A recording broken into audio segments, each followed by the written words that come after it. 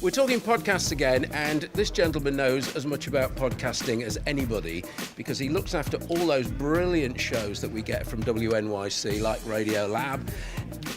One of the things I found really interesting about your presentation was that you talked about podcasting being different from broadcasting. Can you elaborate on that a bit? I mean, the way that I think about it is that when you are listening to the radio, even when you're by yourself, you're aware that there are thousands of other people listening. It is kind of it's a fundamentally a community experience.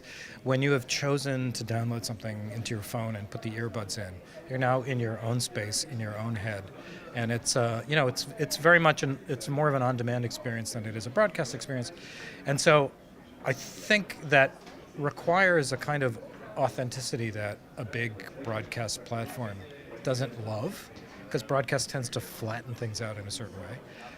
And then the other thing is I think that the audiences that are attracted to the podcasts are now attracted to something slightly different, a more authentic experience, language. In America, there are things we can't do on the radio because of broadcast regulations, which we don't have at all on the podcast. And it's not to create things that are titillating, but it's about what's real. And if it doesn't feel real, I think that somehow comes across to people. So it's more about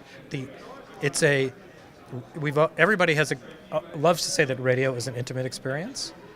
Podcasting may be an erotic experience. I don't know. There's something beyond intimate that there is. I want to ask you about the staffing. One of the things, I mean, I've been making podcasts for 10 years, and my production team is me. Yes.